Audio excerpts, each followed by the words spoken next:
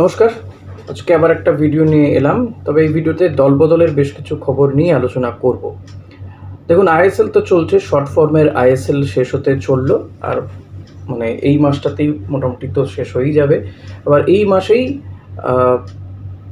বেশ কিছু প্লেয়ারদের কন্ট্রাক্টও শেষ হয়ে যাচ্ছে। 31শে মে পর্যন্ত বহু প্লেয়ারের কন্ট্রাক্ট রয়েছে যেগুলো শেষ হয়ে যাবে।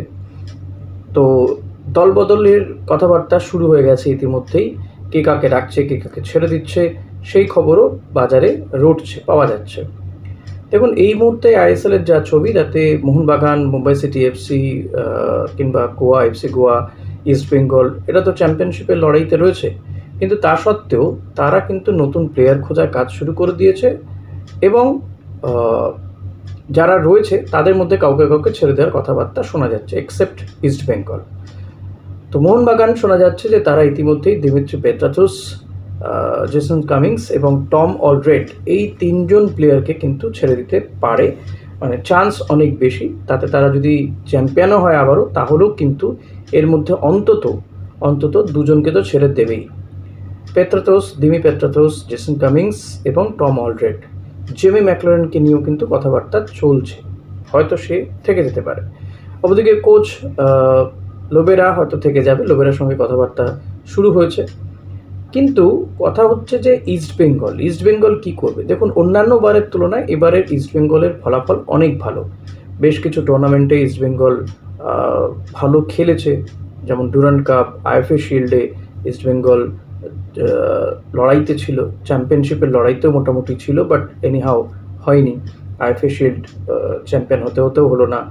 ডুরান্ডেও সেমিফাইনাল পর্যন্ত গিয়েছে। ওইদিকে সুপার কাপেও যথেষ্ট ভালো খেলেছে ইস্টবেঙ্গল। এখনও আইএসএলের চ্যাম্পিয়নশিপের লড়াইতে রয়েছে। ইস্টবেঙ্গলের হাতে আর মাত্র 4টে ম্যাচ রয়েছে, 4টে ম্যাচ জিততে হবে। এই অবস্থাতে কিন্তু ইস্টবেঙ্গলেরও বেশ কিছু বিদেশি প্লেয়ার, এমনকি কোচেরও, তাদেরও মেয়াদ শেষ হতে চলেছে। এই 31শে মার্চ পর্যন্তই তাদের চুক্তি রয়েছে ইস্টবেঙ্গলের সঙ্গে। ফলত তারাও চাইছে যে ইস্টবেঙ্গল কর্তারা বা ইমামি তাদের সঙ্গে কথাবার্তা বলুক। কিন্তু প্রশ্ন হচ্ছে, ইমামি কি নেক্সট মরশুমে থাকবে? এটাই তো বড় প্রশ্ন। যদি না থাকে তাহলে তারা কেন কথাবার্তা বলবে? বা কর্তারা, ক্লাব কর্তারা, তারাও কিন্তু এখন চুপচাপ রয়েছে। আপনারা জানেন, যখন ইস্টবেঙ্গলের ফলাফল খারাপ হচ্ছিল তখন কিন্তু কোচের সঙ্গে ইমামি কর্তাদের একটা কথা কাটাকাটি, বৈঠক, খানাতানা হয়। দেবব্রত সরকার, তিনি এক ধরনের কথা বলেন, যেটা নিয়ে অস্কার বুজো তিনি বলেন। এই এত ধরনের কথাবার্তা তারও পছন্দ হচ্ছিল না। তখনই মনে হচ্ছিল ছেড়ে দেবে।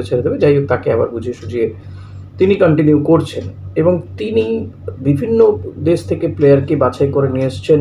তার কিছু পুরনো টিমের প্লেয়ার, তাদেরকেও নিয়ে এসছেন, নিয়ে একটা টিমকে দাঁড় করিয়েছেন। বিশেষ করে রশিদ, মিগুয়েল, কেভিন সিবেলের মতন প্লেয়ারদের তিনি নিয়ে এসে খেলাচ্ছেন। ইস্টবেঙ্গলকে একটা ভালো জায়গায় দাঁড় করিয়েছেন এবং যেখানে ইস্টবেঙ্গল চলে গেছিলো, খাদের কিনারে থেকে ইস্টবেঙ্গলকে তুলে আজকে এই পজিশনে নিয়ে এসছেন। অনেকেই কোচের অনেক সিদ্ধান্ত নিয়ে মতবিরোধ থাকতে পারে, সমালোচনা করেন ঠিকই, বাট ইস্টবেঙ্গলে আজকে যে ইস্টবেঙ্গল খেলছে, চ্যাম্পিয়নশিপের যে লড়াইতে রয়েছে, সেটার জন্য কিন্তু অস্কারকে একটা ধন্যবাদ প্রাপ্য তার, এবং তার প্রশংসা করতেই হবে এক্ষেত্রে। তবে সেই অস্কারের সঙ্গে কিন্তু এখনও ইস্টবেঙ্গল কর্তারা কোনো কথাবার্তা বলেননি, কথাবার্তা শুরুই করেনি, বা ইস্টবেঙ্গল ম্যানেজমেন্ট যাই বলুন না কেন, প্লেয়াররা তো ছেড়েই দিই। ফলত শোনা যাচ্ছে যে অস্কার হয়তো ইস্টবেঙ্গলে আর নাও থাকতে পারেন, ছেড়ে দিতে পারেন, এবং তার সামনে যখন দুটি দেশে ক্লাবের অফারও রয়েছে। দেখুন, ভারতীয় ফুটবলের যে অনিশ্চয়তা ছিল সেটা এখনও রয়েছে। জিনিয়াস স্পোর্টসের সঙ্গে এখনও চুক্তি সম্পন্ন হয়নি। এই চুক্তি নিয়ে এখনও ঢিমে তালে চলছে আর কি। ক্লাবরা এক ধরনের কথা বলছে, আইএফএ তারা এক ধরনের কথা বলছে। ফলত এই চুক্তিটা এখনও সম্পন্ন নয়, ভবিষ্যৎ এখনও নিশ্চিত নয়। ফলত কোনো ক্লাব কোচের পক্ষেই এটা সম্ভব নয় যে, মানে বিদেশি যারা রয়েছেন, যে একটা অনিশ্চিত ভবিষ্যতে তারা পড়ে থাকুক। গতবারও যখন আইএসএল হবে কি হবে না, সেই সময় কেভিন সিবেলের কাছে অফার ছিল অন্য একটি দেশে, তিনি যাননি, তাকে আটকানো গিয়েছিল। কিন্তু এবার কি সেটা সম্ভব হবে? তারও তো চুক্তি শেষ হয়ে আসছে। ফলত এই বিষয়গুলো কিন্তু নড়াচড়া শুরু হয়েছে। বিভিন্ন টিম এদের সঙ্গে যোগাযোগ করাও শুরু করেছে, যারা নতুন মরশুমে ভালো টিম তৈরি করতে চাইছে। শোনা যাচ্ছে অস্কারের সামনে থাইল্যান্ড এবং ইন্দোনেশিয়ার দুটি ক্লাব টিমের থেকে অফার রয়েছে। তো অবভিয়াসলি সেখানে যদি ভালো অফার পায় তো চলে যাবে।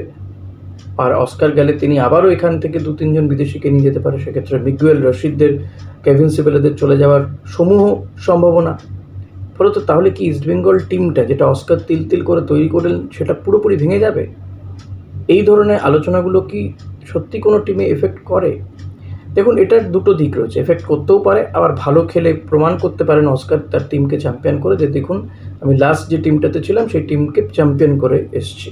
এটাও হতে পারে। আবার ডিমোটিভেট হয়ে যেতে পারে প্লেয়াররা। ভারতীয় প্লেয়াররা যারা খেলছে তাদেরকেও কিন্তু অস্কার অনেককে চুজ করে নিয়ে এসছেন তাদেরকে খেলাবেন বলে এই টিমটাতে। তো এইহেন কোচকে আমার মনে হয় ইস্ট বেঙ্গলের রেখে দেওয়া উচিত এবং তার সঙ্গে দ্রুত কথা বলা শুরু করা উচিত, যাতে বাইরে না বেরিয়ে যায়।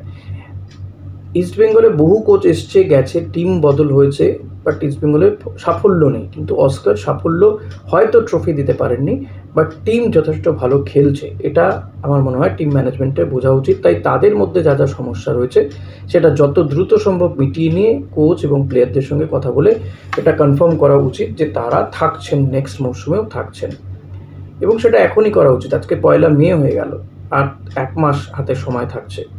ইন বিটুইন প্রত্যেকটা দলই কিন্তু শুরু করে দিয়েছে তাদের দল গঠন, নতুন মরশুমে দল গঠন প্রণালী। কিন্তু তার আগে এটাও ঠিক যে আইএসএলটাও হবে কিনা নতুন মরশুমে আবারও, নাকি এরকমই ডামাডোলের পরে গিয়ে শেষ পর্বে গিয়ে আবার সিঙ্গেল লেগ হবে, সেটাও একটা বড় বিষয়। ধরো অস্কার বলুন, কেভিন বলুন, মিগুয়েল বলুন, এই প্লেয়ারদেরকে ছেড়ে দেওয়াটা কিন্তু বুদ্ধিমানের কাজ তো হবেই না।